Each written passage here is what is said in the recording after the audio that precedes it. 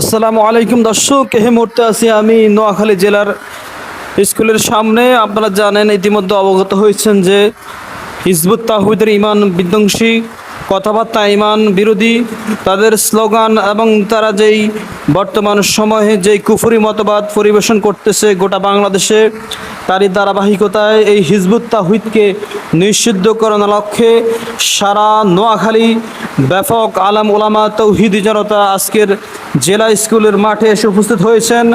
এই হিজবুত তাওহীদকে নিষিদ্ধ করার লগ্নে আমরা সকলেই জোর দাবি জানাচ্ছি যে সকলের একটাই দাবি, এদেশে হিজবুত তাওহীদ কার্যকলাপ এদেশে থাকতে পারবে না এবং নোয়াখালী থেকে এর ঘাঁটি পুরোপুরি উৎখাত করতে হবে। এই জন্যে উক্ত জনসভা থেকে দেশের শীর্ষস্থানীয় ওলামায়ে কেরামরা ঘোষণা দিয়েছেন যে আমরা সবাই ঐক্যবদ্ধ যে হিজবুত তাওহীদের এই সমস্ত কার্যক্রমকে কুফরি মতবাদ আখ্যা দিয়ে তাদেরকে কাফের ঘোষণা করে এদেশ থেকে তাদের যত কর্মকাণ্ড আছে সবগুলি কর্মকাণ্ড এই দেশ থেকে তাড়াতে হবে।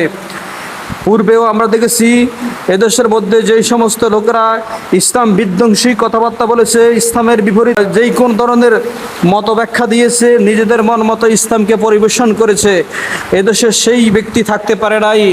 যেমন কি দেওয়ানবাগী সম্পর্কে আমরা ঐক্য কণ্ঠে সকলে বলেছি যে দেওয়ানবাগী এরা কাফের, এরা মুসলিম নয়, এরা মুসলিম উম্মাহার শত্রু, এরা ইহুদি নাসারাদের চেয়েও আরো নিকৃষ্ট।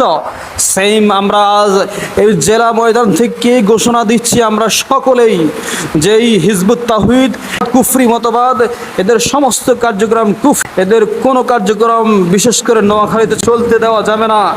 জনাব মোহাম্মদ সেলিম সেই ব্যক্তি নন কোনো আলেম, নন কোনো ইসলামী কোনো স্কলার, সামান্য একজন দিনমজুর হয়ে সে কীভাবে এদেশে ইসলাম নিয়ে সে নিজের মন গড়া মতবাদ তুলে ধরছে।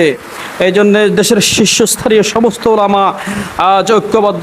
আমাদের আজকের এই স্লোগান, আজকের এই মিটিং মিছিল, আজকের এই প্রতিবাদ সভা থেকে আমরা জনাব তারেক রহমানের কাছে একটাই অনুরোধ থাকবে, আপনি হয় দেশকে বাঁচান, মুসলমানের ইমানকে বাঁচানোর দায়িত্ব আপনার উচিত, যেহেতু আপনি দেশের একজন ইমাম।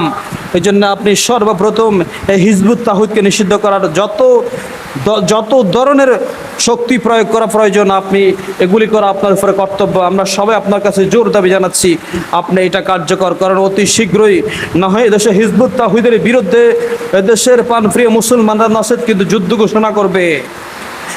সম্মানিত দর্শক, তারই ধারাবাহিকতা আমিও এখানে উপস্থিত হয়েছি।